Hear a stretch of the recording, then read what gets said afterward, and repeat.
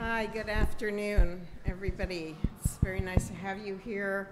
I'm Elizabeth Sackler, and it is my pleasure to welcome you to States of Denial, the illegal incarceration of women, children, and people of color. And I think there has been so much discussion about people of color and the use of that, and we are all people of color, that it's actually become a little bit outdated. But when we started 4 years ago, nobody knew about mass incarceration at all, except for those people who were affected by it.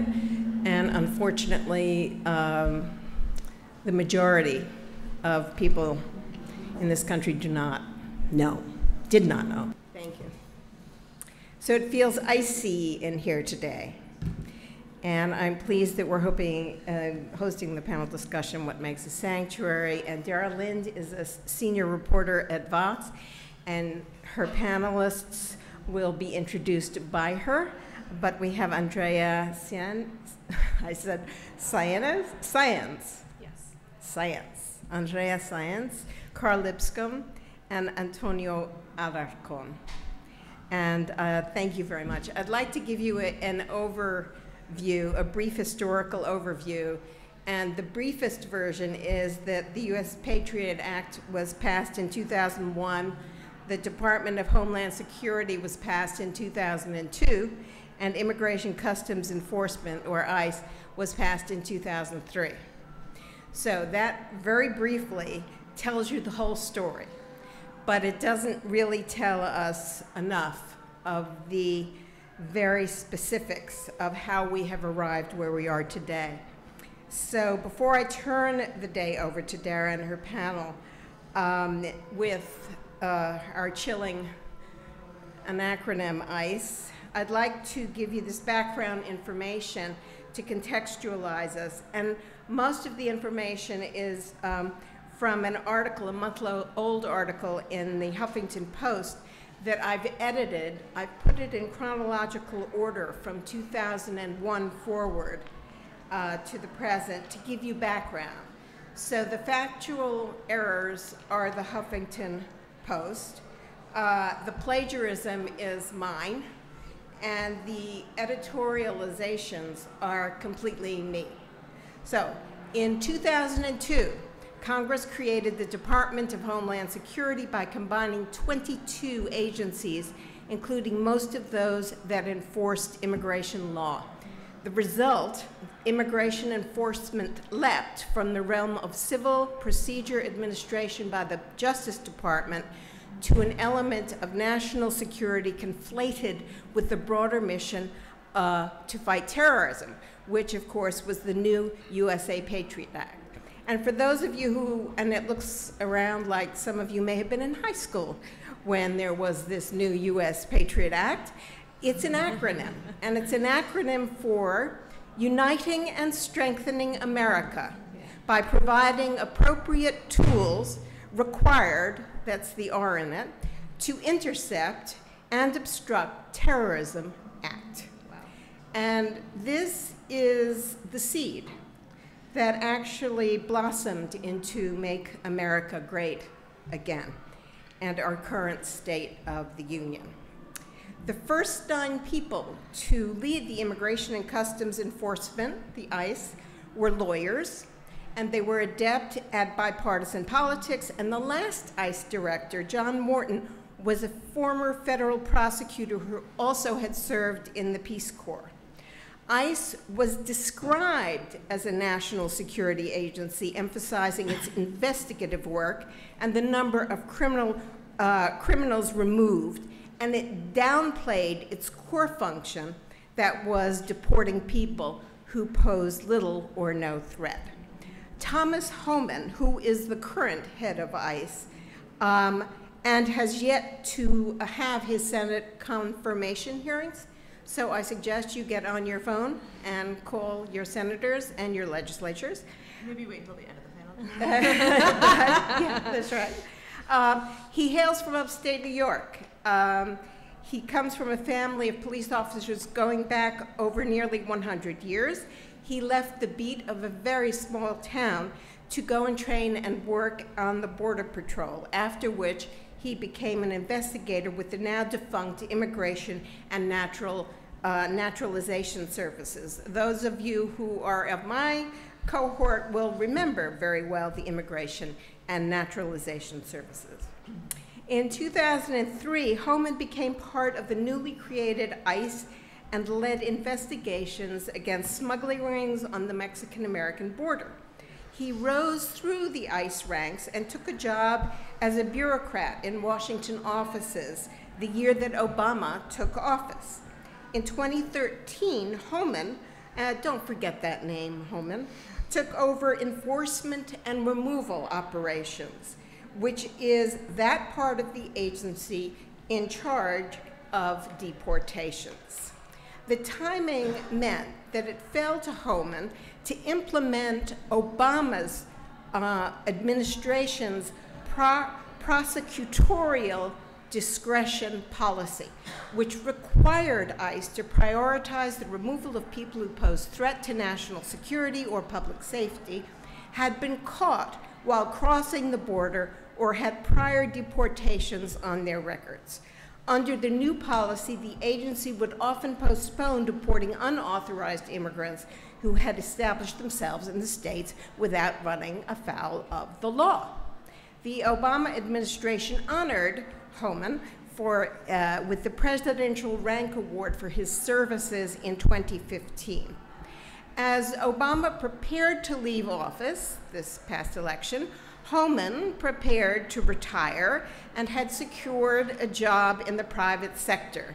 And we can all say that we wish, indeed, that that had happened. But it didn't. Immediately, and literally immediately, before he emptied out his office, before his departure, he received a call from the then, and there are many the thens, as we know, but anyway, a call from the then Secretary of Homeland Security, John Kelly, if you remember him, who said that Trump himself had asked that Homan return to duty to head ICE. And by the time it was announced in January 27, 2017, that Homan had been selected to lead ICE, Homan had already received a new set of instructions from Trump. The president had issued an executive order that scrapped Obama's prosecutorial discretion policy. And within 2 weeks, ICE began summarily deporting people, and this you may remember, including some who had received stays of deportation, who came in for routine checkups with the agency, and officers once again began detaining unauthorized immigrants they encountered during their operations, targeting other people. These once common detentions, known as collateral arrests, had been largely phased out during Obama's second term. The aggressive tactics sparked a furious backlash from immigrant rights leaders and legal groups. But rather than diffuse the tensions that created by ICE increasingly indiscriminate arrests, Homan heightened them. To judge from Homan's public remarks since taking control of ICE, carrying out prosecutorial discretion grated on him. Homan was well suited to communicating new orders down the chain of command. He condensed a 6-page bulleted memo into a 2-word motto, worst first, and it is said that with this, Homan gave the policy an air of legitimacy within the agency that it otherwise might have lacked. In June 2017, which is now not even a year ago, Homan was supposed to be explaining to a House subcommittee why ICE needed 29% budget increase to $7.9 billion. And he pierced the bubble of diplomacy that had surrounded the agency since its founding with posing a threat that hit the hearts of so very many of us. He said, if you're in this country illegally and you committed a crime by entering this country, you should be uncomfortable. He added, you should look over your shoulder and you need to be worried. Homan would be, this is a quote, Homan would be a great mid-level functionary in any right-wing totalitarian government you name. Thomas Sáenz, that's what I was wondering if you were related to Thomas. Science from Malta, not to my knowledge. He's the president of the Mexican American Legal Defense Education Fund, told Huffington Post. And that, for those of you who only know from history, is the way Adolf Eichmann was described. Homan dismisses his critics by pointing to the law. Federal law requires him to remove people living in the U.S. without authorization. Despite the partisan battle over his tactics, his agency's mission isn't new, and no law requires the agency to halt the deportation process for immigrants who garner public sympathy. If you want the laws change, ask Congress, Homan often says. I don't make the laws, I just enforce them. Resonant echo again, Nazi Germany, banality of evil. Now, Homan, who is serving as acting director while awaiting confirmation by the US Senate, call your senators and call your legislatures, is on a mission to glorify the men and women who deport people, something he sees as one of the most thankless tasks in federal enforcement.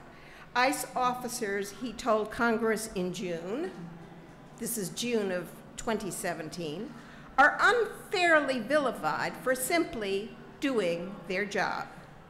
Ditto Germany, 1930s. Homan's celebration of ICE's core mission and the people who carry it out is frank, but chipping away at the pretense that ICE's role is to keep the U.S. safe from terrorists and criminals exposes the brutal reality of our deportation system. And this is a mission that Homan can stomach. The criminals that ICE has deported in the last decade were mostly, as most of you probably know, commonly guilty of immigration violations, DUIs, traffic violations, or drug charges. Homan doesn't think that ICE, or twice, should wait for a criminal court to secure a conviction before starting removal proceedings, a growing number of deportees from outside the United States 2,000-mile southern border, having been convicted of anything at all, as we know, are being deported. This goes also into prisons and privatized prisons, and I've spoken about that for a number of years. 3 years ago, I started to discuss with various activists the fact that our mass incarceration and prisons and our privatized prisons are in fact our concentration camps. Today, ICE's deportation officers have come to symbolize the most draconian aspects of immigration enforcement without enjoying the prestige accorded to virtually every other branch of law enforcement. I wonder why. Homan's roots in the rank and file also give him a rough edge. Let's be clear on one thing, he has said. ICE isn't going anywhere. We're going to enforce the laws that are on the books. I call this when the immoral becomes legal. He said, I'm not the devil. There's a reason why I feel the way I feel. And I think there are those of us who might disagree with him. And with that, I'd like to turn you over to today's panel, and I thank you very, very much for being here, and please proceed.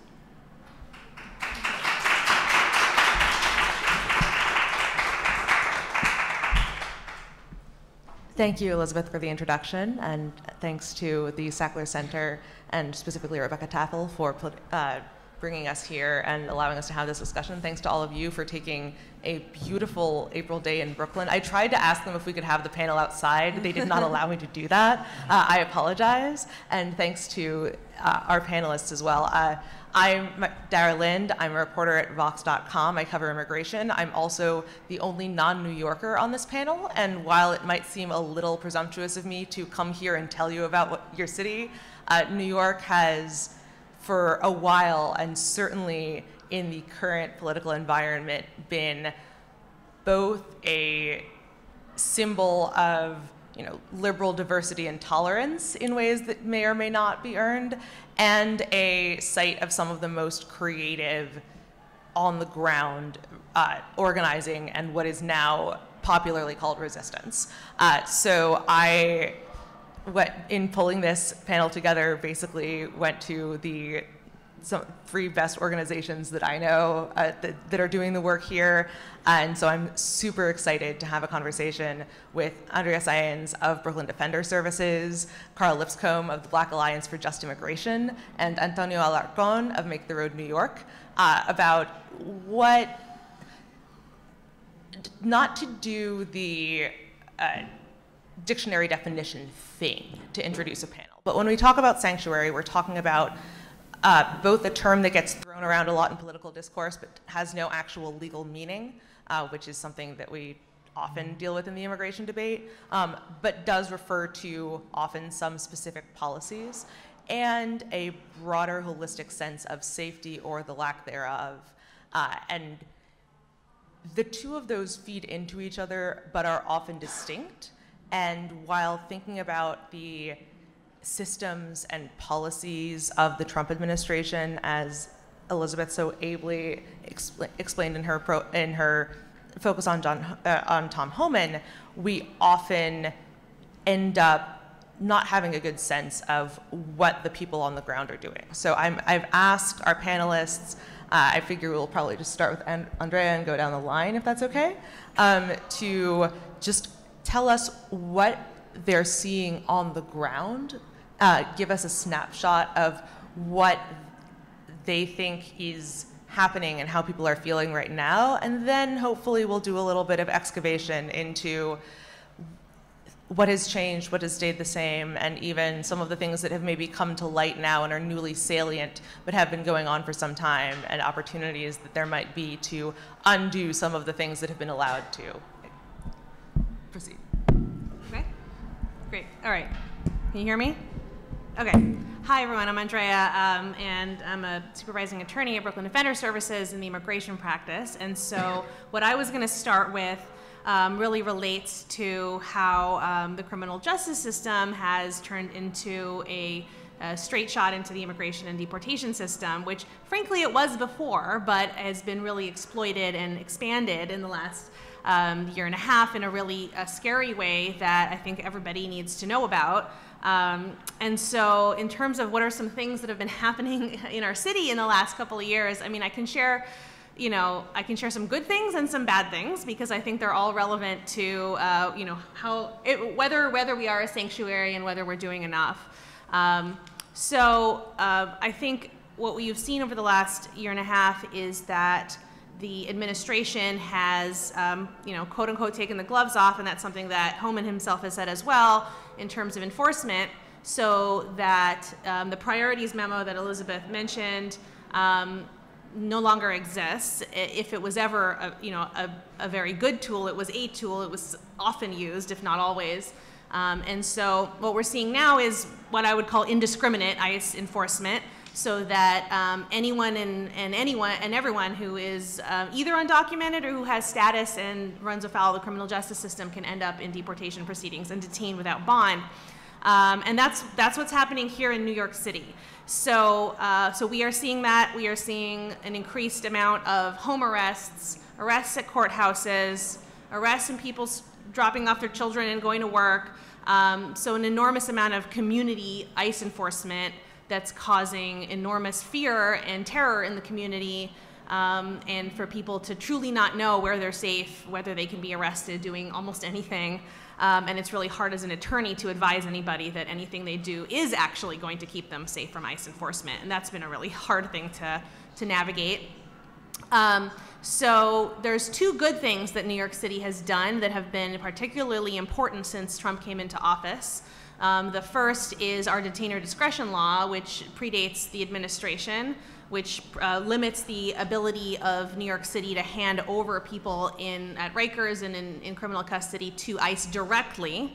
So that has, in fact, decreased the number of people who go straight to ICE custody. It makes ICE have to work harder to get people, but that's exactly what they are doing right now. They are working harder, and they're still getting a lot of people.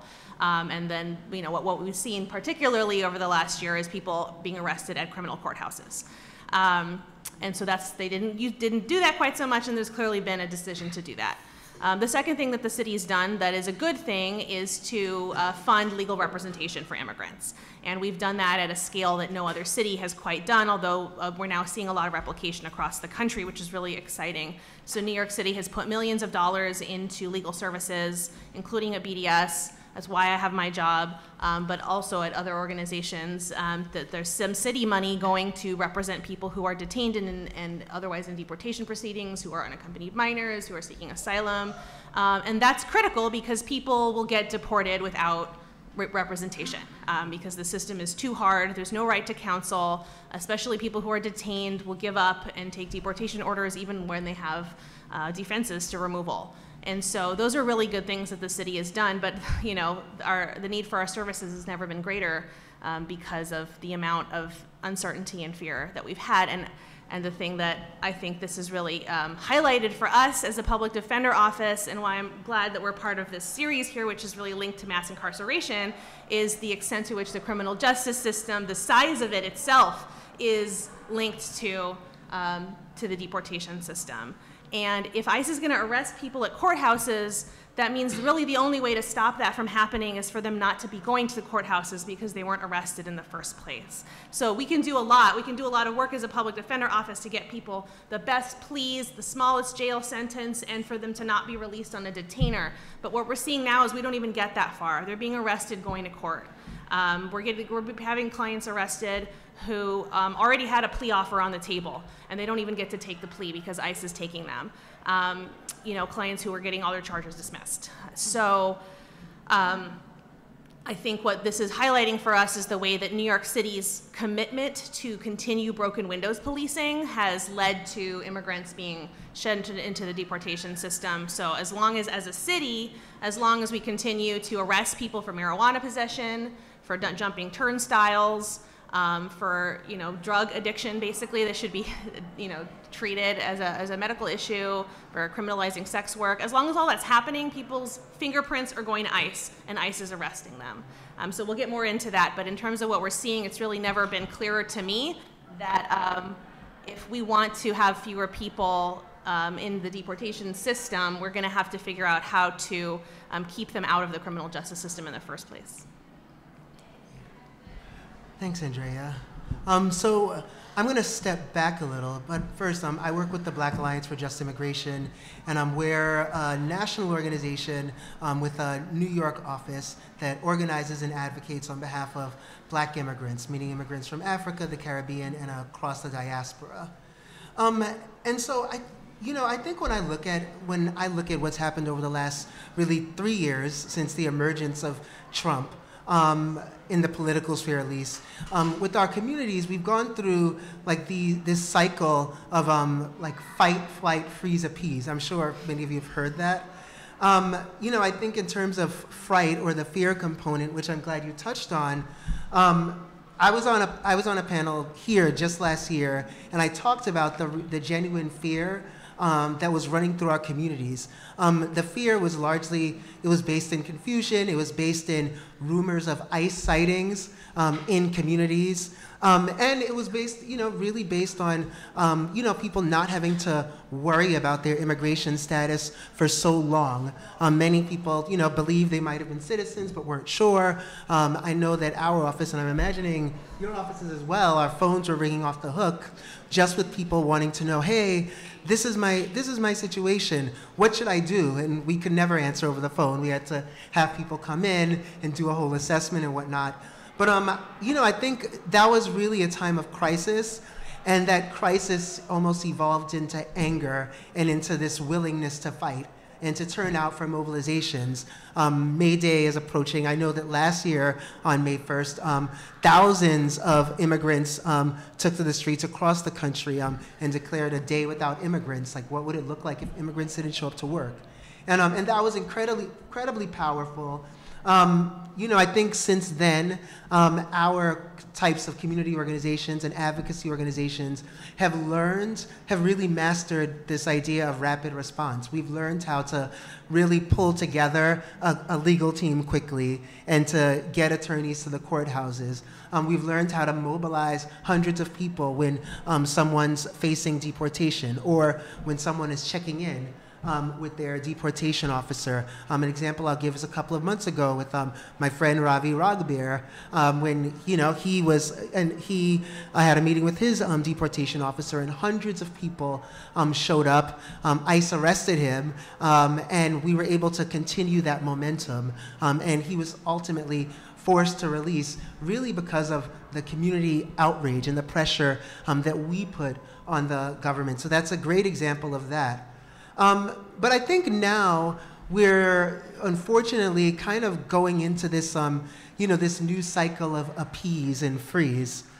Appease in the sense that, we heard definitely last year and going into this year, we heard a lot of elected officials talking about how they're part of the resistance and turning out to rallies and, talking about they're going to ride or die for the Dreamers. They're not going to compromise. They're not going to give Trump his wall. They'll be there and so forth. But unfortunately, definitely in the last few months, a lot of those elected officials have started walking back. We saw our federal elected officials being willing to compromise on funding for the border wall and for additional ICE agents and troops at the border in order to provide some sort of relief for the Dreamers. And unfortunately, a lot of the liberal, the Democratic establishment, even the progressive community posed this question to us as immigrant advocates, like, what do you want? We're going to have to give something. Why not give the money in order to keep these Dreamers here? And I know you're going to talk about this a bit, but that's not what the Dreamers were asking for. The Dreamers weren't asking for their parents and their families to be compromised. They were asking for dignity for all undocumented immigrants and all immigrants at risk at deportation and that are being targeted by the Trump administration. And sadly, while, and Andrea touched on this a bit, New York in rhetoric calls itself a sanctuary city. In practice, it definitely isn't a sanctuary city. And I'd go a step further and say that our elected officials here in New York aren't committed to making New York a sanctuary city. And I say that because every step of the way, even though the de Blasio administration talks about all of the things it's done for immigrant communities, the city council talks about the municipal ID program and so forth, de Blasio blatantly says that he believes that marijuana should still be illegal. He says that, he's gone on the record and the police commissioner has said, no one can get deported for hopping a subway turnstile, which just flatly isn't true. It's misinformation. And, if they were attorneys, I'd call it malpractice. And so, I just say that this is just evidence that while while the mayor can talk the talk during an election year and in community forums in neighborhoods, really, when he gets back to City Hall, he's not supporting immigrants. He's not doing everything he can to make sure that New York is actually a sanctuary. And I'd say, and we at Baji believe, that even if New York was a sanctuary for immigrants, that isn't enough. Because there are other communities that are under attack as well. Black communities, Muslim communities, women, queer and trans communities. And so long as all of our communities are facing criminalization and the impact of just increased militarization of the police and just like the state taking over significant aspects of our lives, then none of us are really safe. I'll stop there. I was going to get into the freeze part, but I think that, just briefly, I think right now our movements in many ways are frozen. We don't know what's next. We've been relatively successful, or to a certain degree, in the courts. And so a lot has written on the outcome of litigation, but I don't know that we know whom to target next or what exactly it's going to take for there to be real change. Hi, everyone. So I think a lot was mentioned already, and I want to touch about other stuff that I feel it's important to know. When we think about raids happening in the United States, or like 2 years, or let's go back in time, right? Like 2-3 years ago, we used to think that raids will happen in Arizona, Texas, and like the border states.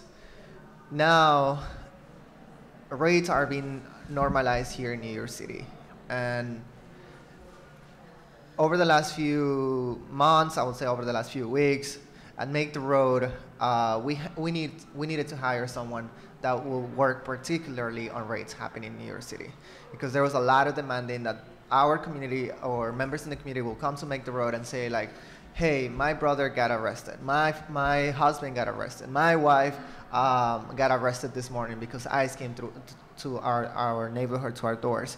So we needed to hire someone that was gonna be doing rapid response, because the demand that was happening, or that is happening right now, is just too high. And I want to like share with you all, because I feel like when we talk about raids, we always think about like Arizona or like all these like Republican states, right? But this is something that is actually happening right now in our backyard. So other thing that is happening right now, because of the high amount of people getting arrested, the detention center in New Jersey is at capacity. So these community members are being sent to New Mexico.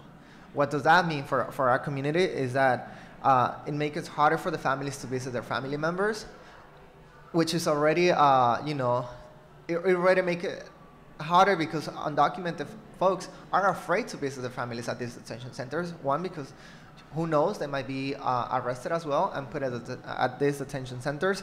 And also, secondly, it makes it harder for the lawyers who are representing these folks, because now they're not in New Jersey and they don't have court in New York. Now they have court in New Mexico, who like, we don't know if at the end of the day they're gonna have legal representation, or are they just gonna be afraid, and at the end of the day they will sign their order of deportation. As Carl was mentioning, DACA folks are also like in a lot of confusion. We know like we've been like on this roller coaster since Donald Trump got into office, whether he was going to take the program or not. At the end, after 2 years of suspension, of stress and all the things that was happening, he decided to take it. We took the course and we put lawsuits in California, here, and Washington, right? And we were able to win a little bit of that fight. Recently, the third judge came in support of DACA, or said that DACA needs to continue, not only for those folks who already have DACA, but like for new applicants. So I think there's a lot of confusion on folks. I just want to clarify that at this moment, that last decision doesn't go into effect into the next 90 days. The government has 90 days in order to appeal that decision, for them to to come with a better argument on why DACA it's not good for Dreamers. Obviously, we know that this program is very beneficial, not only for the Dreamers, but also for the economy of the United States. But at the moment, folks who already have DACA, they need to submit the renewals. If you already have DACA, or you know someone who has DACA, make sure that those folks are applying. And lastly, I feel like something that Carl mentioned is the ride or die with politicians and like supporting Dreamers. I was at the Senate gallery when the vote happened, and I couldn't believe all these Democrats who were voting in favor of criminalizing our parents and our community. I feel like as Dreamers, like folks who are in the front line, understand that these policies were not the best for ourselves. I wrote a piece on the New York Times criticizing like these Democrats on like, why are you voting on something that will criminalize my parents, right? Like, well, my parents were forced to leave to Mexico 6 years ago, but I wouldn't put my aunt and my uncle at risk of deportation, right? And also, at the end of the day, when we talk about this movement, it's not only talking about the dreamers, it's also talking about the original dreamers, which at the end of the day are our parents. I feel like you're gonna be talking about TPS, right? And sometimes we only focus on one particular community, but at the end of the day, like we need to think and talk about the broader community, which is also including the TPS. And when you add the numbers, like 2 million people, 500,000 folks, right? Like, and then 200, and you add all those numbers, like we're talking about a bigger number than actually dreamers. And lastly, I feel, I don't know if you're all aware about the caravan that is coming from Central America, but many of those folks have family here in New York City and Long Island. So there's gonna be a lot of frauds and scams happening in our community, so I want to make sure that we all are aware. If you know folks who are going to be coming in through that there's like free legal representation in New York City. Make the Road is one of the organizations that can support those folks, you know, by telling their constitutional rights. And at the end of the day, you know, those folks should be welcome in this city, because at the end of the day, we're a nation of immigrants. New York City was built by immigrants. So yeah, maybe after I can talk about other resources that are available for the immigrant community. Awesome, thanks so much to all of you. There are a lot of things that I want to ask, which is good because we have some time. I kind of wanted, and I'm sure that all of you have overlapping thoughts on this, but let's work through how much of this is new, or in particular, what is new and what is just maybe newly salient for people who haven't been paying attention, but has in fact been, you know, I think that there are probably things in both categories, but, you know, what kind of comes to mind as things that are changing and things that aren't? Right. I mean, the two things that are not new, that I wish people knew were not new, were the size of the detention system that was already in place and just the breadth of the grounds of deportation, or just the two things that came to my mind, right? So there was an era 15 years ago or 20 years ago where there were less than, you know, it was a 5-figure number of people who were in immigration detention. Immigration detention was not a wide-scale thing. It was, you know, it was the exception, not the rule. And it is over the last 10 years that we've expanded the detention system, that we've moved towards more categories of mandatory detention. And so now we're at a place where you have, I think it's over 400,000 people a year who are coming through the detention, and the daily population in detention is now up to 40,000, and it was in the 30s during the Obama administration. That's still a lot of people in detention. And I've been doing detention work my whole career for 10 years, and I always had work to do. You know, I think sometimes people are like, oh, whoa, like Trump invented detention and deportation. Like, no, he did not. There were a lot of moms and dads and you know, disabled people and old people in detention under the Obama administration who we could not get released. So that's one non-new thing. And then just like the people are realizing, kind of like, thank you for bringing up this example about like you can't get deported for jumping a turnstile. You can, and you do, and you did. So that was always the case. It's in particular, it's because New York criminalizes fare evasion. You don't have to do that, but in our city we do. It's called theft of services. It's a misdemeanor.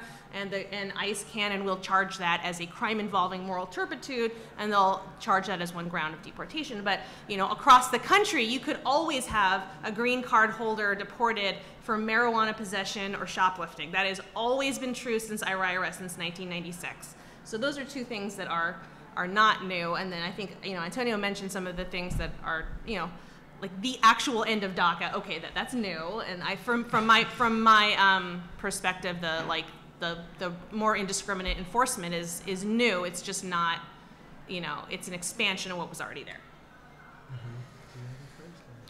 No, go.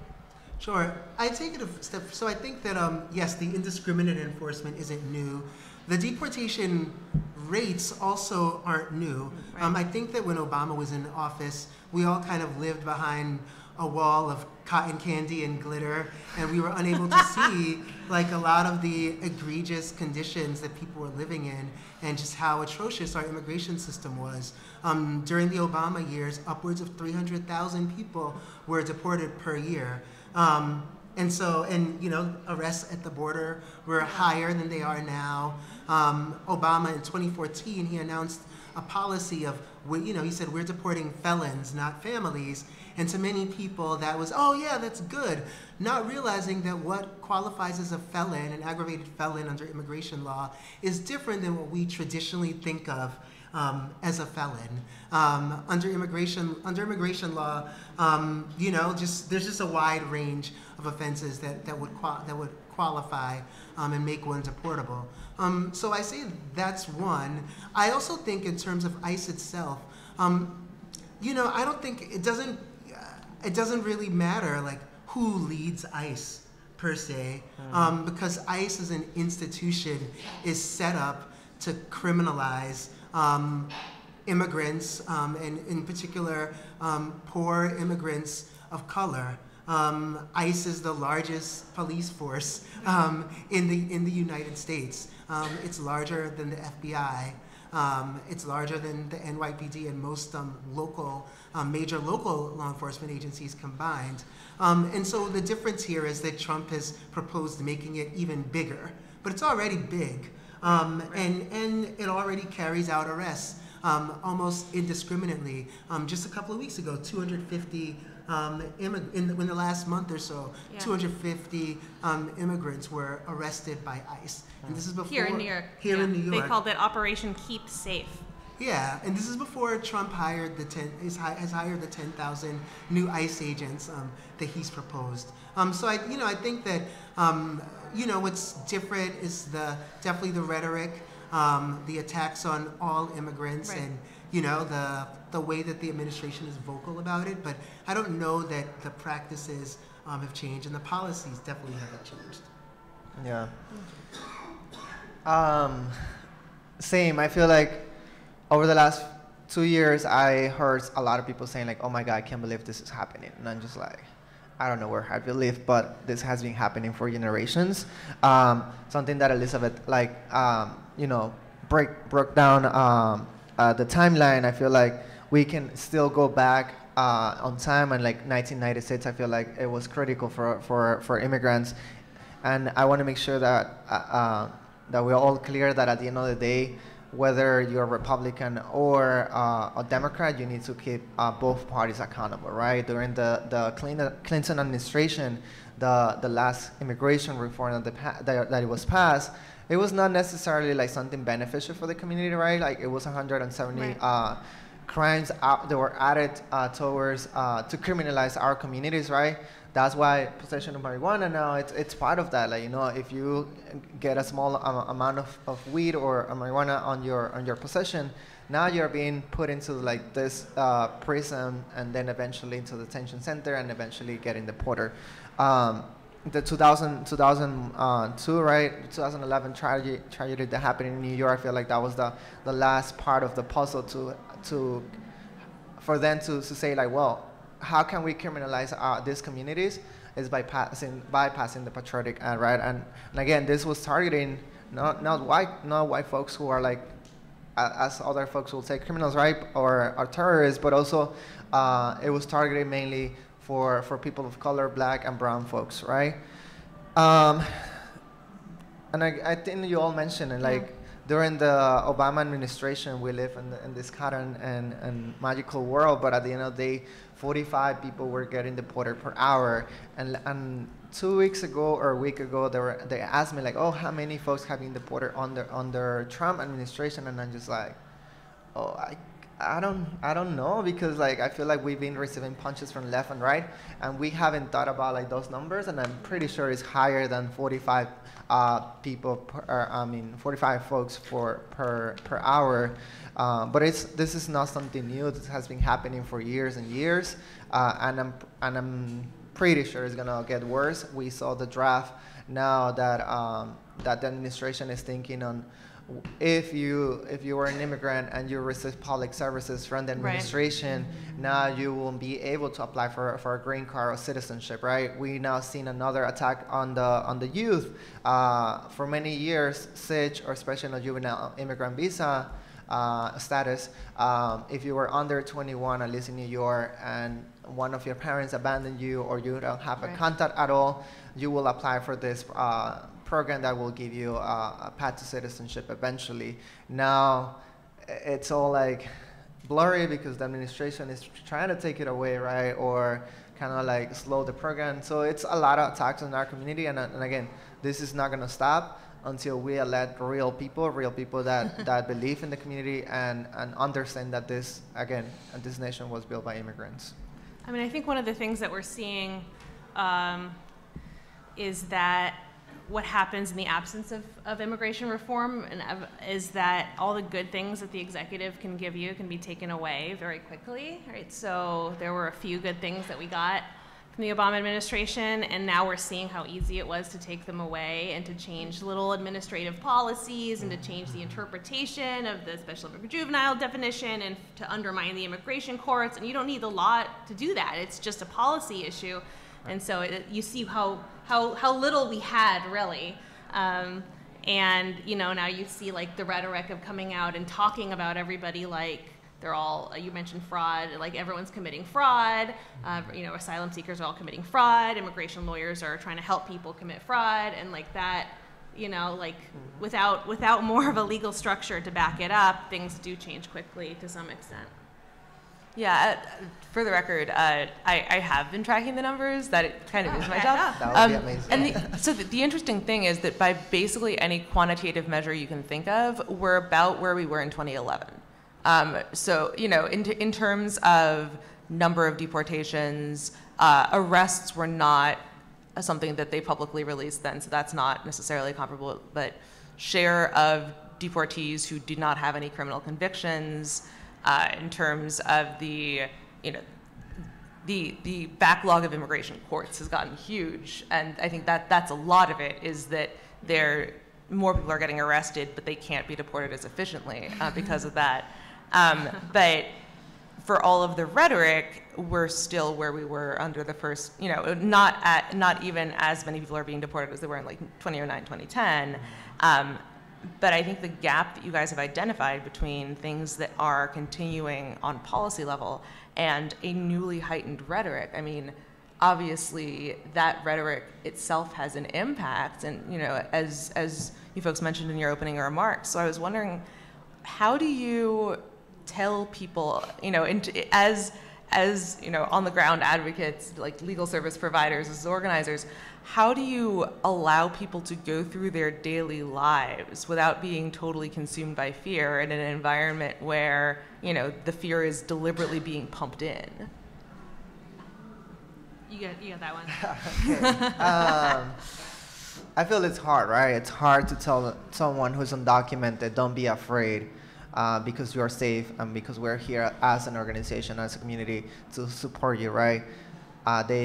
Most of the time they've been here for 20 years, but at the end of the day, they know that one day immigration can be in the front of their houses and just by a single officer take them to a detention center, and in a couple of 1 or 2 days, it will be in their country that most of the time they don't even recognize as a country. So it's hard. It's hard to tell a mother, one day you might be separated from your child or your daughter, your son, right? But what we try to do at Make the Road is try to, one, organize and then educate the community, right? Like, what are their rights? And I wrote, like, here, like, regardless of your status, you have constitutional rights in the United States. You're covered by the Fourth Amendment.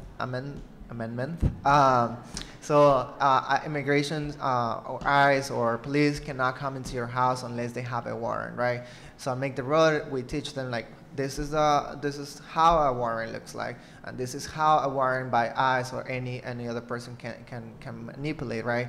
And at the end of the workshops, they take a package and they we ask them to put them behind the door, so that if immigration comes into the house, they know what a warrant looks like and what just a regular paper looks like from other officers, right? And then the Fifth Amendment also, we try to teach them that if there's not a lawyer present or someone who might be doing the legal representation for them, to remain in silence, right? Like they're not supposed to answer any questions. Obviously, only their name, but they are not supposed to answer like whether they're undocumented in this country or not, what country are they from, age, as long as they only answer their name, right? So we try to teach them that, you know, at the end of the day, they have rights, constitutional rights. And also at Make the Road, we created a booklet that is divided in 3 pieces. One is the informational, like what happens if immigration comes into your house. The second part is a preparation documents, like the documents that they need to prepare in case they are taken to a detention center. So like, what is the name of the school of my kid, right? Who's the doctor of my kid? Because we know that, you know, this can happen to anyone. So to make sure that they have all the documents ready to give it to someone who might be taking care of their kids. And the last piece is kind of like, okay, unfortunately you are in this situation that one of your family members got detained. This is the steps that you need to do in order to kind of like fight the case of your partner, of your friend, because we know that unfortunately we don't have the right amount of lawyers to represent every single person that is being detained, especially in New York now, and I'm pretty sure like in other places is worse. So we kind of like also prepare their families on how to do their own representation. Obviously, at Make the Road, we take it very seriously, and we partner with a lot of other organizations to make sure that every single one has legal representation on their cases. But there are sometimes there are cases that, you know, because of the amount of cases that we have, we might not be able to do it, but that's why we have this defense manuals, and you can go to maketheroad.ny.org, and you can find it there in English and Spanish for those folks that might need one. So I'd say I think one thing that we realized as advocates, in particular for the groups that we fight on behalf of, is that they're way more resilient than we expected. Oftentimes, you know, people would call us in crisis, but it wasn't because, you know, no one was calling us crying because, you know, they felt as though something was different and they were facing a new threat. It was more so they were calling because they wanted to know practically what to do. Like, how do I protect my family? What do I do if I'm arrested by ICE? What's going to happen to my kids? What are my rights? And so we provide a lot of those resources as well. And I think for Black communities in particular, there's always been this additional threat of the police. We live in communities that are over-policed, and because of that, we're more likely to get arrested and go through criminal proceedings and end up in ICE custody. And so there was always this looming threat that something could go wrong. We'd either be incarcerated by the police, the NYPD, or incarcerated by ICE. And so what we found is the most useful, and our communities want, is they want practical information. They want to know, you know, if I get that knock on my door, who do I call before they barge in? Who are the 5 attorneys that you'd recommend? Do you have relationships with those? For many people we found actually have are eligible for some sort of status or some sort of relief.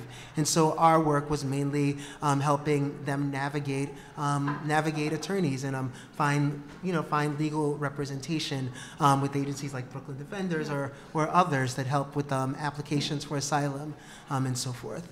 So, yeah. Yeah, I mean, the only thing I'll add is that I don't think I can tell people not to be afraid.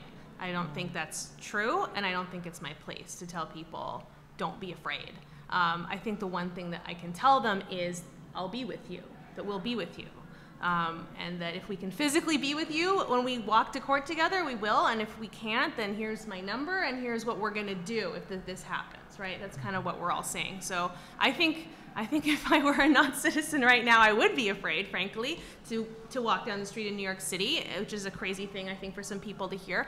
And this is, I mean, not to make it all about me and my feelings, but this is the first time as a lawyer that I have felt that people are targeting lawyers. You know, if you saw that they lodged federal charges against the volunteers for No More Deaths in Arizona who were leaving water in the desert, and they've been leaving water in the desert for years, and now they're charging them with trespass and littering, and you know, and we're seeing activists who were kind of hands-off be targeted. And you know, Fox News did a piece this last week about the lawyers who were going to go down to help asylum seekers in the caravan apply for asylum, and ran their names and faces and said, and the text of the federal harboring statute, and said, are these people helping to harbor illegal immigrants? So this is the first time where I've been like, it is really real. This is no joke. So I can't tell people everything is going to be okay, but I can tell them we're going to be with you. If you get arrested, I will meet you at court. I will be there. We have a lot of out clients who have needs in their life. They need medical insurance, they need to go to school, they need whatever. We're very lucky at BDS. We have social workers, we have reentry people, we have people who can actually like keep track of our clients and help them through what they're actually going through, so that if they're scared to go to the Medicaid office, we will go with you to the Medicaid office. That's about as good as we can do. So something that you just mentioned in terms of talking about non-citizens is also something that Carl, you brought up in your opening remarks. The people who have had some form of legal protection, Antonio, whether that's DACA, whether that's temporary protected status, and those protections are either being taken away or are at risk of being taken away. How does working with, how are those communities responding, and how does working with those communities differ from working with unauthorized immigrants who have always been vulnerable in one way or another? That's a good question. You're a good reporter. I can always just vamp by explaining temporary protected status to people if you want some time to think. That would be great. Great. So basically, one of the, as our panelists have hinted at various times, it's not as complicated. It's not as simple as you're here legally or you're not. One of the many kind of gradations of that is temporary protected status, which is given to people in the U.S. from a particular country when that country has just suffered a natural disaster or a human disaster. And because of the way TPS works legally, you can't just apply for a green card if you have TPS. So people have ended up getting kind of stuck in that status for years, and president after president has been unwilling to kick all of these people out of the country, but unable or unwilling to do anything to let them stay more permanently. So the Trump administration has just stripped, they just took several thousand people from Nepal and told them they are going to lose their status in 18 months. Several hundred thousand people from El Salvador are going to lose their status. We're about to have a decision on Honduras, which is not looking good. And by about to, I mean over the next year and a half. But it's the clearest illustration, now that the DACA decision has kind of been, the DACA is on life support, of people who have had some form of legal protection getting categorically stripped of it.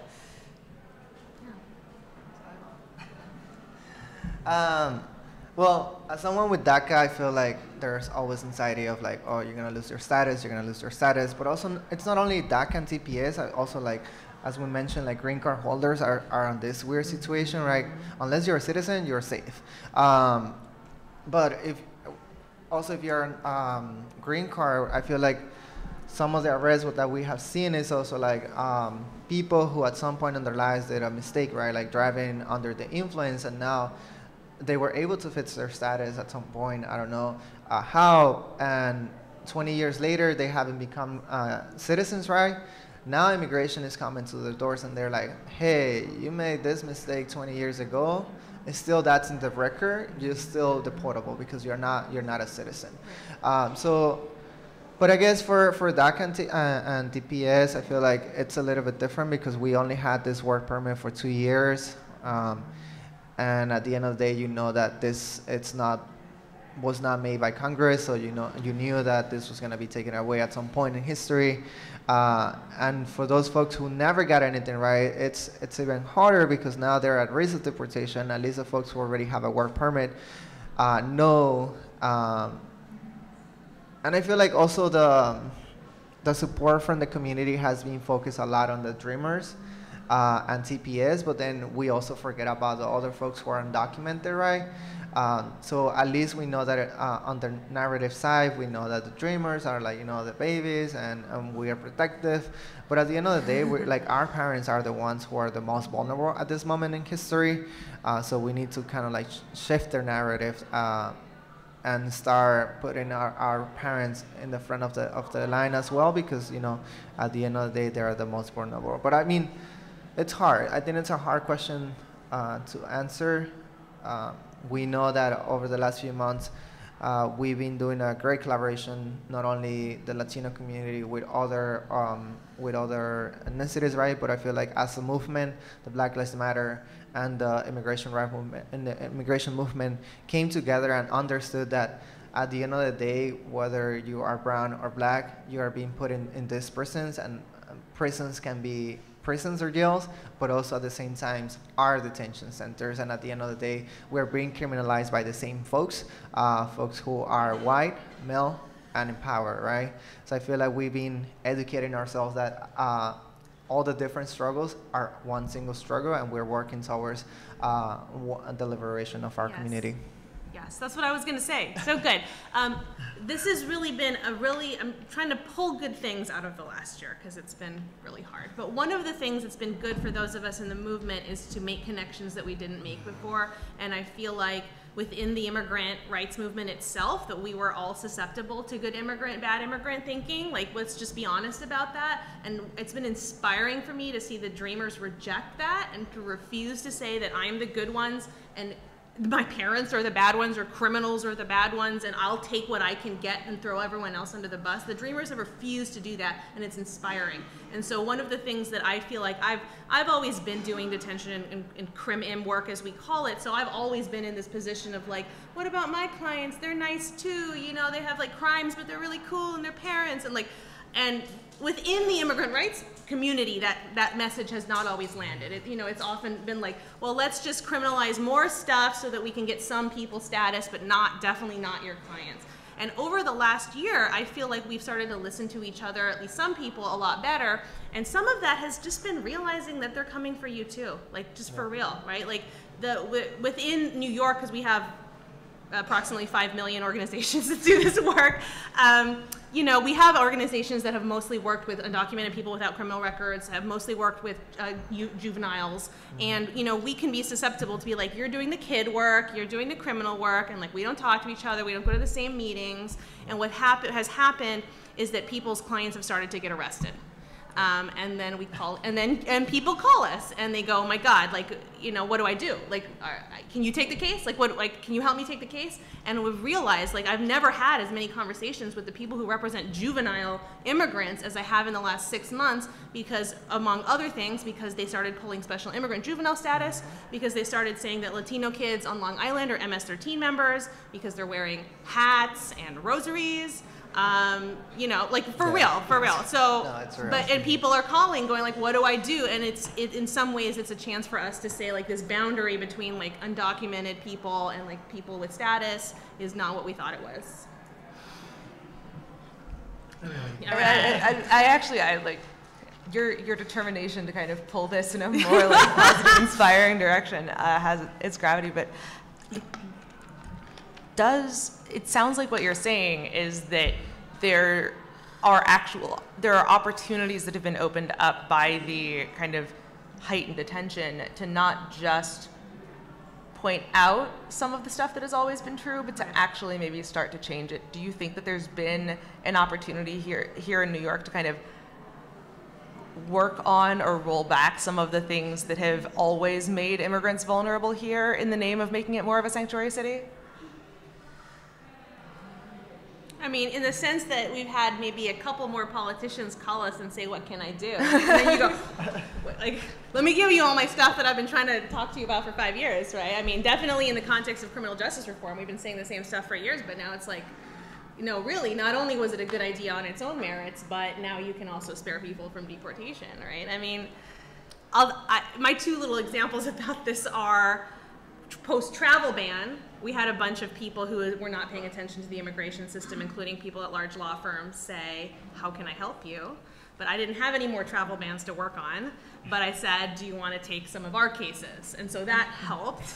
And right, like, you know, do you want to go to federal court and sue for immigrants who are in detention? And then, you know, knife up my program, the New York Immigrant Family Unity Project, you know, is here funded by the city, and we're starting to see replication across the country. And the Vera Institute, I want to give them their credit, took that opportunity because they, you know, I think without the horror of what we're seeing right now, might not have had the opening to say, like, do you want to be a cool city also? Why don't you put some money into, you know, deportation defense? And then, like, hopefully they'll just get in there and they'll keep going no matter who the president is.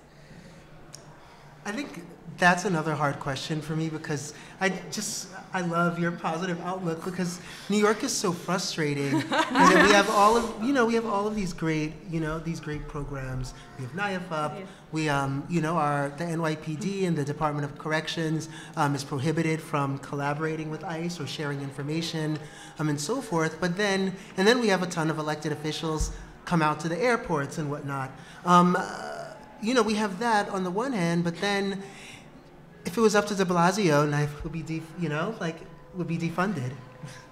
So, you know, like last year there was a proposal I think the proposal was that NIFA could use funds to help all immigrants except those with any sort of criminal record, which was like almost the whole point of the program. And you know, and then we hear, you know, we hear elected officials supporting marijuana arrests and transit arrests and so forth, and it just makes it hard to, you know, it makes it hard to be optimistic here in New York, at least when it pertains to how the city, the government, is making itself more of a sanctuary. I think, as you mentioned, the opening has been for others within the city, other institutions within the city that want to support immigrant rights and everyone facing marginalization under Trump. There's been an opening there, and groups have started working more closely. We've had big law firms reach out to us and want to collaborate and take some of our cases. We've developed relationships with a lot of organizations that we just haven't worked with in the past, and it's been amazing. And then we've had institutions like the Brooklyn Museum and the Sackler Center want to do more and want to, you know, just really see it as their duty to support our movement. So I think in that regard, there have been change, and it's been incredibly positive. Yeah, I just want to add that yes, New York City may be considered a sanctuary city, right?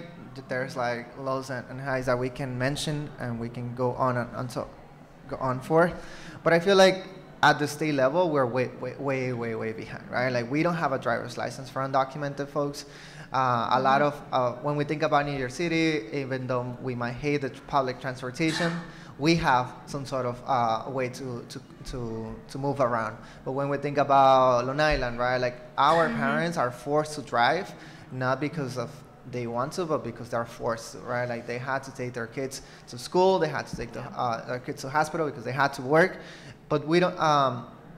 But at the end of the day, they're being criminalized just because of the simple fact that they're driving their loved ones to their places, right? And we don't have a driver's license. When we passed it, because of the presidential elections and Hillary Clinton was running, and that would have hurt her campaign.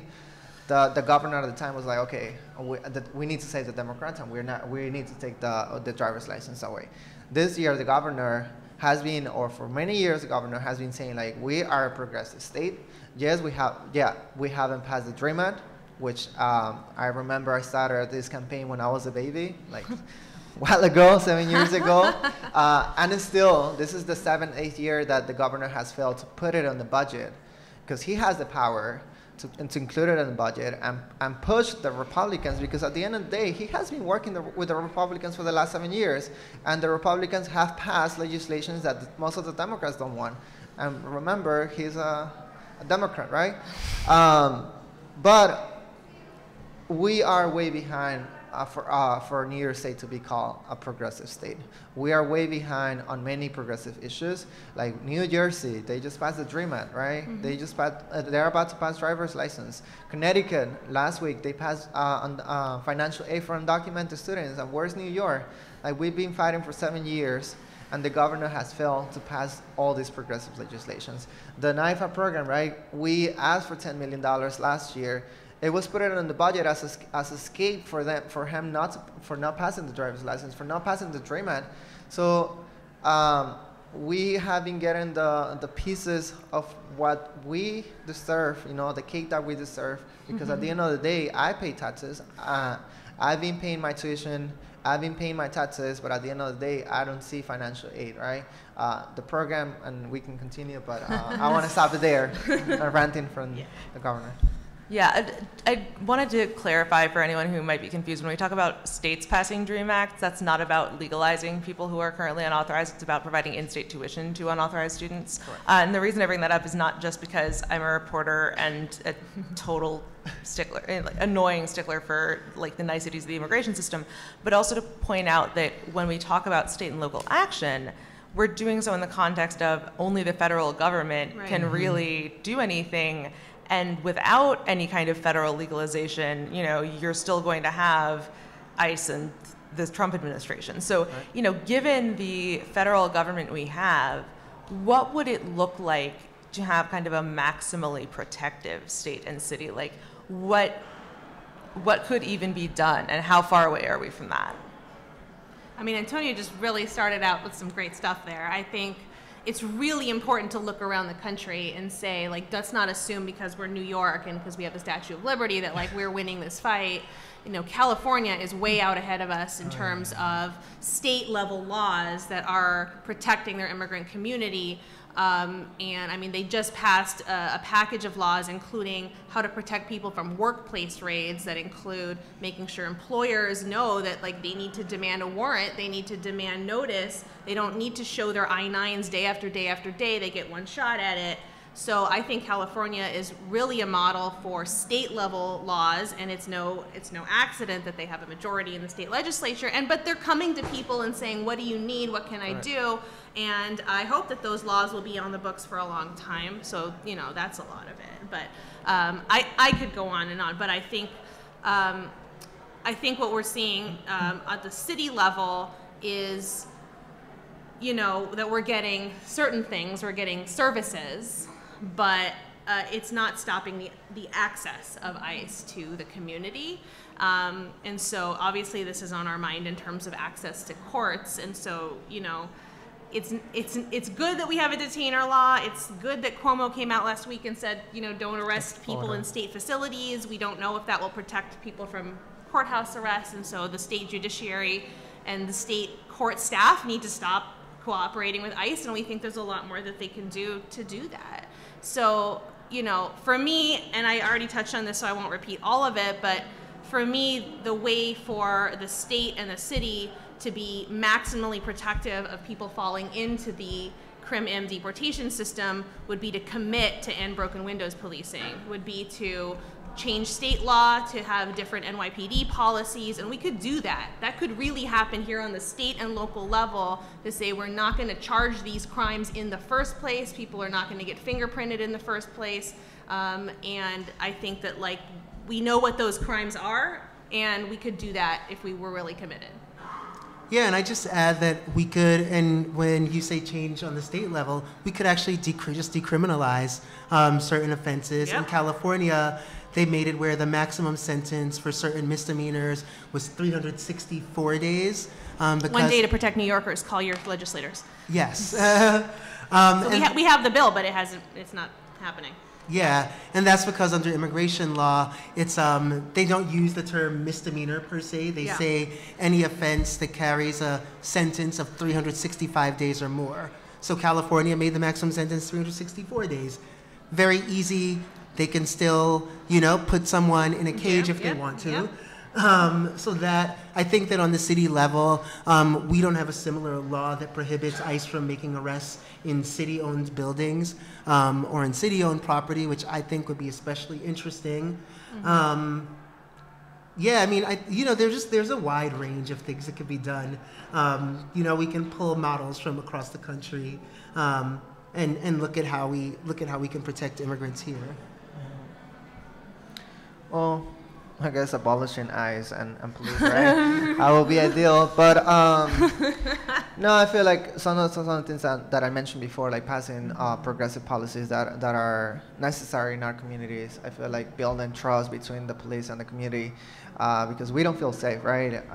As an African American and as a Latino, sometimes just by the color of our skin, we feel targeted by this police. I know it's amazing to see the New York One ad saying like, hey, trust the police, but then the reality is that our communities are being killed by police brutality or are being targeted by ICE, right? It's not fair. And I think at the end, what politicians need to understand that they need to stop playing with our lives and stop using our lives as part of their policy. We know that, right now in Washington, they're not talking about the DREAM Act yet, but wait until like August and September when they know they're going to be running for re-election. That's when they will try to pull a DREAM Act and say like, hey, dreamers, this is what you want. So here's the bill at the table. We're going to pass it. But at the end of the day, we need to be smart enough to see if this bill is good enough for our communities and for them to not criminalize our parents, because I know that's going to come out again, right? Yes, we're going to get the DREAM Act if we decide to support it, but we need to make sure that bill doesn't come with more funding for the wall and doesn't come with more funding to criminalize our parents. Yeah, I was just in the big picture.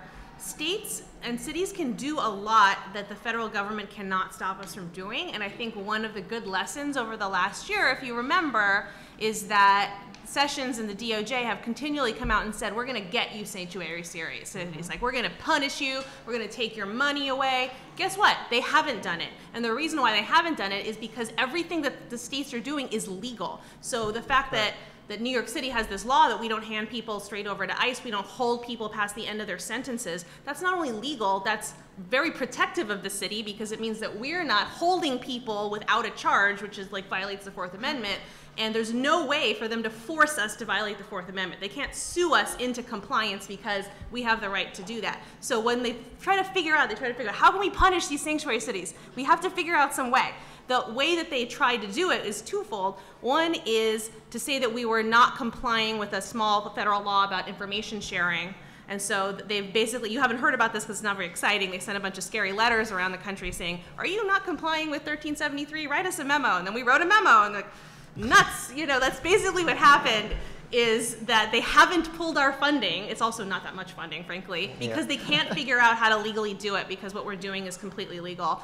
And so what they've done instead is say, we're going to arrest your citizens, and they are doing that. Carl's going to hate me because I'm going to ask another hard question, but I want to, given all of this, I kind of want to tie it back to what you guys were talking about earlier about the kind of guiding people through the climate of fear, because for all of the things that states and cities can be doing, do we actually have evidence that people who, that it can work, that people can kind of gain trust in the police again, that they can start, going to seeing government as a thing that can help them? Or is this something that, needs to be done because the state and city have an obligation to live up to their own rhetoric instead of, whether or not it's actually going to bring people in? Yeah, Carl, you got to Can communities of color ever trust the police again? That's all you. I think I can go first because I'm going to give the pessimistic view. So it's great. All right, let's do it. Great. Yeah. I think that I can speak for Black communities, and I think that it's going to be very, very, very difficult for Black communities to ever trust the police, and definitely the policing as we know it in the U.S. Again, you know, like even to take that slide or your history back way, like even further, the U.S. model of policing began, you know, almost has its trajectory, and this includes ICE as well, from fugitive slave catchers. And so this was, you know, this is a model that was always set up in juxtaposition to Black people in the U.S. So it began as fugitive slave catchers, it evolved after that. You know, oftentimes, you know, if we think of the Jim Crow South, you know, people worked as police officers during the day and KKK members at night. And the police were the army that were opposing civil rights protesters and anti-war protesters and anti-apartheid protesters and so forth. And today, Black Lives Matter protesters and just generally, you know, Black people trying to go about living their daily lives. And so I think that there's like, you know, like to get like the Black community overall to trust the police, there's about 200, 300 years of healing that needs to be done. And so that's, you know, that's not going to be easy. And I don't know that, I tend to argue in these types of settings that policing, the way that it's done in the US, doesn't necessarily work. We, you know, we've invested millions of dollars of thinking of alternative ways of ending climate change, and you know, like we have these cool new ideas around employment, but the same investment hasn't gone into thinking about policing. We've relied on the same methods that don't necessarily they definitely don't reduce crime. They don't result in public safety. They don't make, you know, and they actually make certain communities less safe because they just can't trust the police. So yeah. I mean, the question is, maybe the broad version of the question is, could we feel safer? Could we feel more like a sanctuary city? Yes, I think that's true. I think we did feel safer a little bit. And I will take, I mean, I'm trying to be the optimist up here because I like gotta go to work in the morning and like, you know, do my best. So I'll take safer, I'll take better than now. And so that's what I'm trying to achieve. Yeah, I mean, I'm just thinking, you know, I'm Mexican American, and part of our history is the waves of mass deportation that included U.S. citizens of Mexican descent to Mexico. And one thing we've learned with Knife Up over the last couple of years is that sometimes U.S. citizens are still in the system. And I've represented a couple U.S. citizens in the system myself. So, you know, there's a reason for us all to be cynical about the size of the system. But yeah, I think we can do better, and I think we can feel safer. But at the end of the day, I mean, maybe this is the sort of like, if I don't get everyone's emotions where they are, if people don't literally feel safe, but there's a safety net, there's a system, people have rights, people have access to counsel, people have access to services. I'll take that. You know, not that I'll stop there, but you know, the difference in New York City is that Antonio and his people are there, and Carl and his people are there, and members have someone to call, and when they have someone to call, they can call me, and they'll say, you know, this person's going to court on May 1st, and I'll say my team is going to be there, and that's something we could do that, and you know, due process is not the same as justice, or it's not the same as everything being okay, and like Jared sitting in the front row, he's gonna like, he doesn't like when I say that like Knife Up like, you know, solves the justice problem, right? Because it doesn't, because we didn't fix the system, we're just physically there witnessing the system, and you're a witness to the system, and like that's better than we were, so I'll take that and I'll keep going. Well, as an organizer, I feel like for me, we need to change the system, as my brother was saying, like, we cannot continue putting Band-Aid on a wound, right?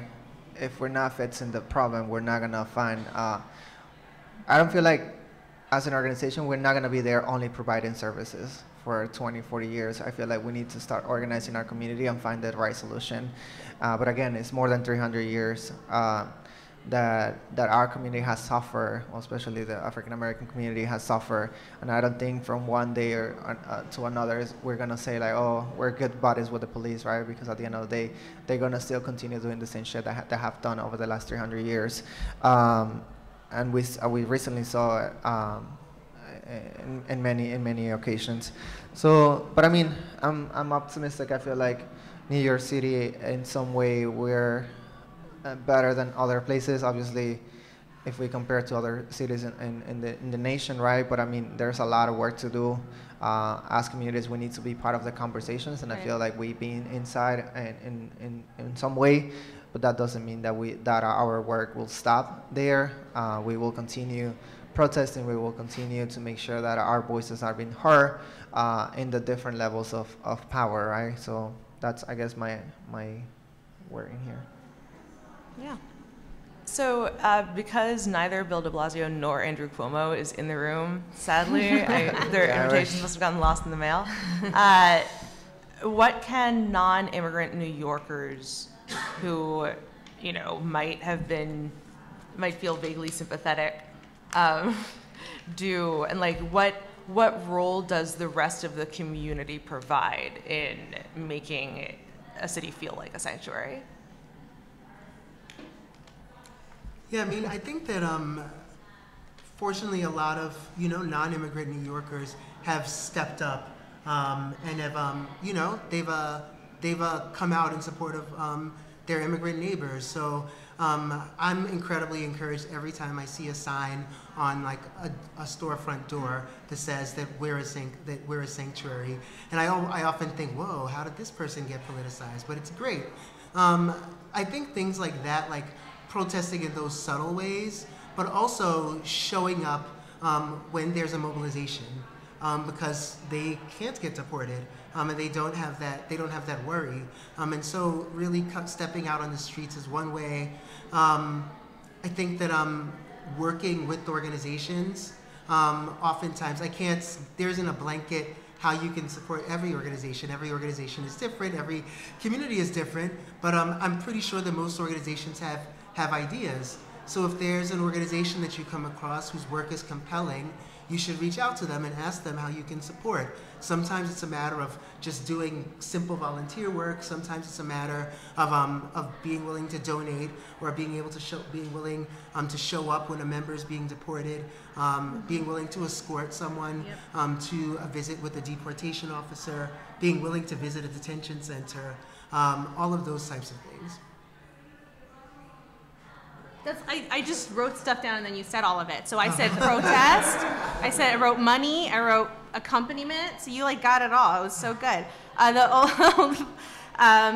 Yeah, being a witness to the system is really important. And if you've never been to immigration court, it's at 26 Federal Plaza or 201 Varick Street. It's open to the public. Come on down. If you want to go to a detention center, people do visitation programs. And just to know, I feel like you could support independent journalism. That would be cool. One of the things that has happened over the last year is we've had more chances to tell people stories.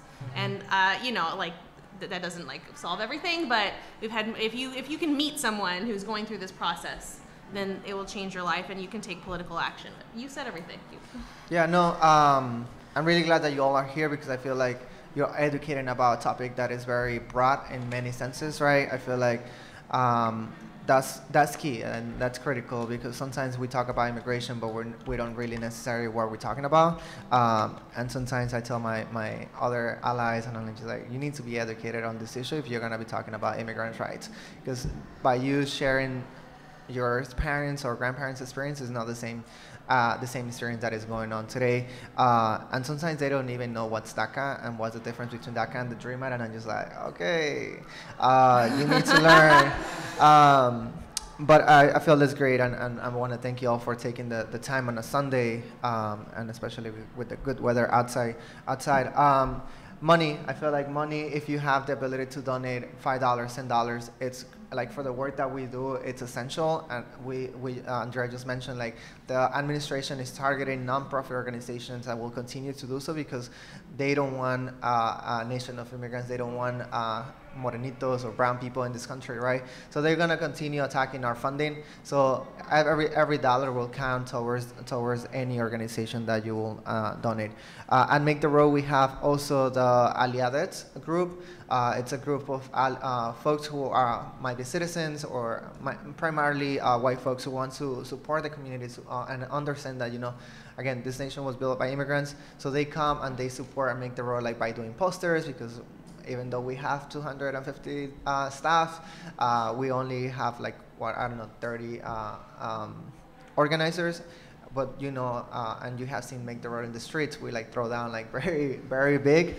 So we need to do posters, we need to do banners, and this is the moment when you can help and support as well. Or maybe by taking the phone and going and support on social media, that's the work of the Aliadet. So there's many ways that you can support, and Carl's mentioned before. So yeah, that's, I guess, some of the things that important. Voting, right? Voting's okay. Voting, it's important. I don't have the privilege of voting, but I do teach my other youth and my students, hey, 100 years ago, women didn't have the privilege of voting, right? And women fought a lot for this privilege to happen. My brothers and sisters from the African American community, they put their lives on the line. So if you have the privilege today, use it the right way, and make sure that you are putting elected officials that at the end of the day are gonna be passing laws that as a constituents of your area are gonna be listening to, right? So if you do have the privilege of voting, please do so. Whether it's at not only at the presidentials, because I feel like many of you only vote on the elections. There's elections coming up this year that are going to be critical, not only at the federal level, but also at the state and citywide. So make sure that you vote. Are we allowed to open this up to questions? Is that going to pose legal problems? All right. I will donate my microphone to the cause. If folks have questions, I can just continue letting people talk, but. I'm not quite sure how to phrase this in terms of a question, so I'll just say what's on my mind and you can make a question out of it. I certainly, I'm a daughter of the American Revolution type from North Carolina. We were immigrants, but it was a long time ago, from all over Europe. But my husband was an immigrant from Nazi Germany as a little boy. That was not a long time ago. And we have right next door to the Brooklyn Museum, the Brooklyn Botanic Garden. His family used the Brooklyn Botanic Garden as a source of comfort, refuge, everything else, when we were waiting to hear whether the members of their family in Germany were alive or dead, to put it simply. That source of comfort is not available to the immigrants of today who are poor. Not all immigrants are poor, but there are many in Brooklyn who are.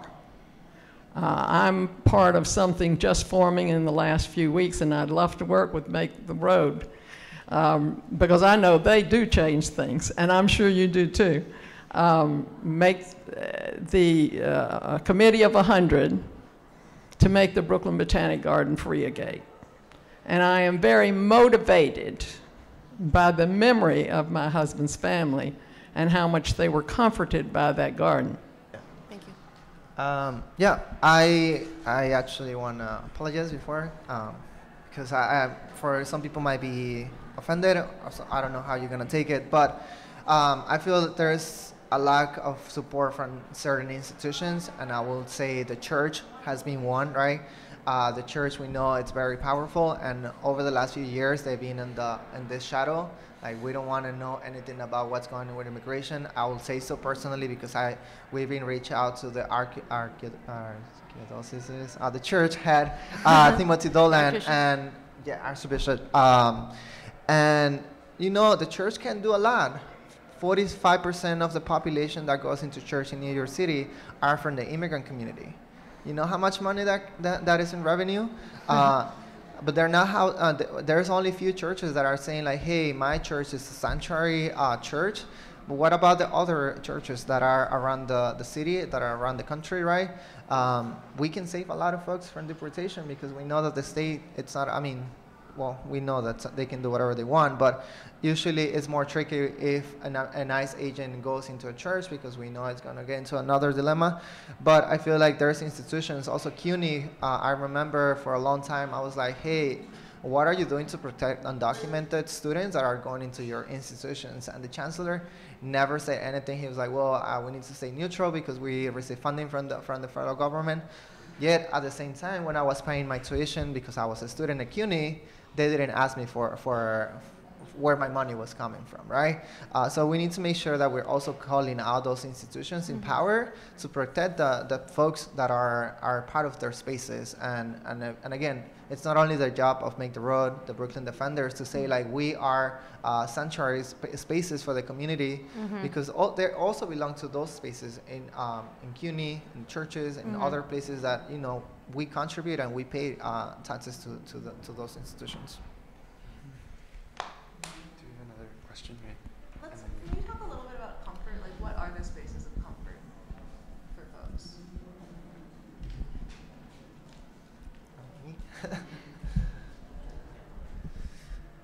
Yeah, I mean, I think that traditionally, and the sanctuary movement itself began as like almost like a faith-led or religious movement.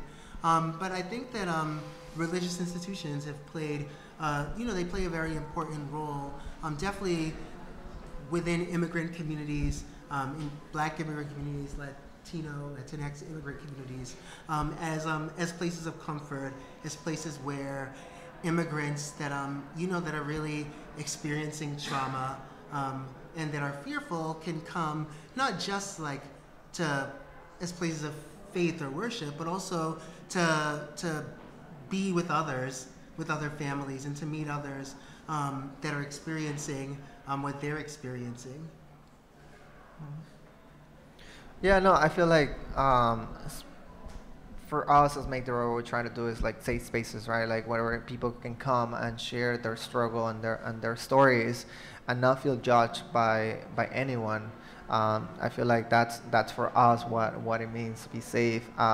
Also, Make the Road, we post a big poster which says like, immigration is not welcome in this space, and if you want to enter this building, you need to have a warrant, and you need to contact the executive director before entering the building, and that's legal because our lawyers revise it. Again, making sure that you're providing those spaces for the community, I feel like that's important, at least for someone who's undocumented like myself. I want to make sure that those spaces are provided. Yeah, I mean, the easiest answer is that people should be safe in their homes. And I think, it's been good to see how if people don't feel safe in other more public spaces, then we have to go to their homes and we have to share space with them. We have to open up our homes to them. And Carlos Menchaca, who's a councilman, has done a really nice job of doing home-based groups, which other organizations do as well, for people to talk about know your rights information and planning information. And if people won't come out to a community center, then we're going to do them in people's living rooms. And I think that that's a good way of thinking about, go to people where they are. Hi. I'm a pediatrician. I work primarily in New York City public hospitals. A lot of my patients are undocumented, or they have family who are undocumented. As part of my job, I refer a lot of my patients to get comprehensive medical care, to things like early intervention, Head Start, speech, occupational, physical therapies. One of the biggest fears that I have is that I'm going to end up leading ICE to them by referring them to the appropriate services. And I was just wondering, are there any safe ways for me to go about doing that? And if so, what are they? Do you have a person at your hospital who coordinates that stuff, or do you have a medical legal partnership? We have some, but I don't think it's really that as big as it could be. We definitely have social workers, but they're definitely overworked. Sorry, are these referrals like, are these written referrals or? So a lot of them are written referrals. They have, we do contact those agencies sometimes. There are definitely some written referrals. So one of the big fears is that it's, a paper trail for immigrants and their family members who may or may not be documented. I think one thing, and I'm so glad I get to be the optimist this time. Okay, good. I think the one thing that's good is that the HIPAA laws are really strong in the sense that it's very difficult to get when especially if it's like a medical type referral. It's very difficult to get that information, and agencies aren't allowed to disclose it without the patient's permission. And I know when I worked at the Bronx Offenders for a while, and we found that was that was one protection. Okay. Right. I mean, again, like in this atmosphere, it's hard to feel like anything is safe, but some things are safer than other things, and so like, thank you for the work that you're doing, and like, please keep referring people to the services they need. And I think probably in an ideal world, you would have like a really awesome medical legal partnership where your social workers would like have some, information about immigration, or they know who to call. And that's probably about as good as it's going to get, because as far as we know at this point in time, they are not using like federal agency benefits to start enforcement issues. Obviously, like we're kind of looking down the road to see if it's going to affect a public charge kind of thing. But as far as I have seen so far, if it makes you feel better, like HHS or like other other agency services accessing federal or local services is not leading to enforcement action. And so that's how we can figure it out so far. They got to find you some way, and the main way that immigration finds you is an existing immigration application, or a border contact, or a criminal justice contact. So those are the main ones. So please keep referring your patients to services. But if you feel like we don't have enough of an internal policy, I don't have enough of an internal training, then hopefully you can raise your voice a little bit and be like, everyone's freaking out. I think we have misinformation here. Can we bring someone in to tell us something? Before we move, I think he brought also a good questions about like mental health issues in our communities. I feel like when we talk about the Latino and I would say African American community, there's always like this myth of like, oh, if I go to like a therapy, it's because I'm crazy, right? And there's a lot of trauma in our community, and sometimes we don't want to talk about it. And I'm glad that you're referring to other patients, because I feel like that's necessary in our community, especially right now.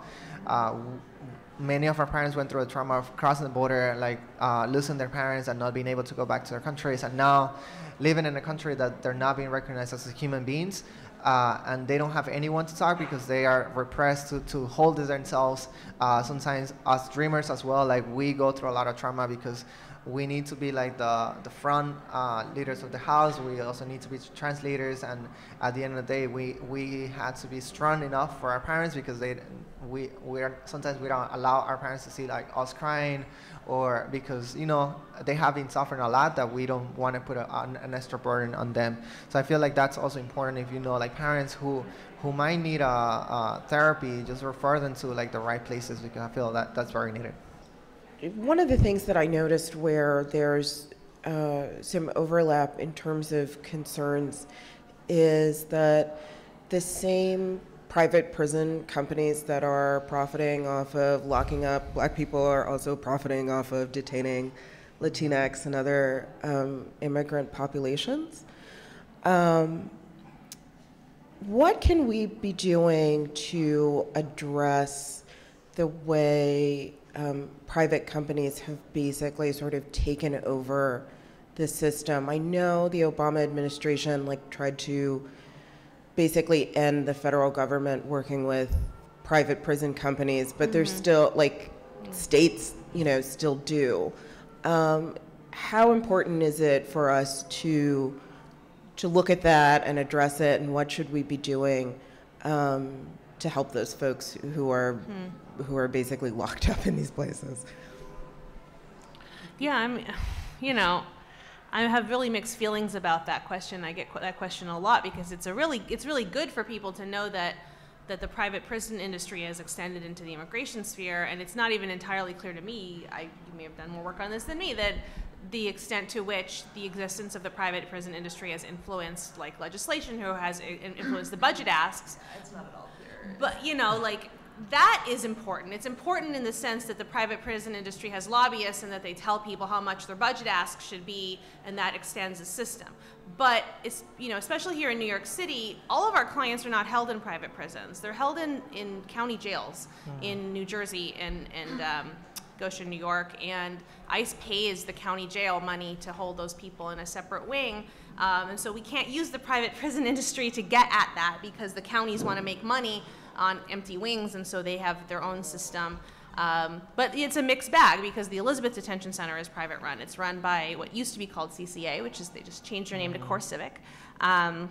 So it's mixed, and it's unclear to me. And then ICE has its own facilities. So there's 3 different kinds of ICE facilities, and it's not clear to me, like, how do we get at that? But I do think it's good to know that that's part of it, that as the detention system expands, there are some actors who make money. The other thing that's coming to the fore right now is the way that those institutions exploit immigrant labor and use people for free labor, and that there's been some recent lawsuits about that, which have basically harkened back to the use of inmate and slave labor, that people are, you know, working for nothing or $1 a day. So I don't have a great answer to your question, but it is good for people to know that that's happening, and that in your community there can be a proposal to bring in a system. And like folks in New Jersey have actually done a great job. Make the Road New Jersey has been active on that, about pushing back and saying, like, I want to see this contract, I want to see what's in it. But you could do that with both a private facility and a county jail. Yeah, and I just add that there are a number of exciting campaigns going on around the country. On the local level, where cities and groups are organizing to get their cities to divest from private prisons. And one example, I Googled this, back in December, the city of Portland voted to divest from private prison corporations. And so there is work that can happen locally through organizing. I think in the detention context, it's harder. You brought up that, that the Obama administration sought to end all contracts with private prisons. A couple of months, a group of organizations, my organization was involved as well, attempted to push them on immigrant detention centers as well.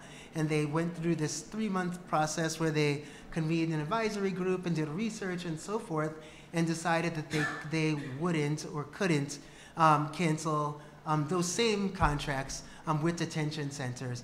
And unfortunately, within the federal system, most of the contracts with these private companies are with immigrant detention centers.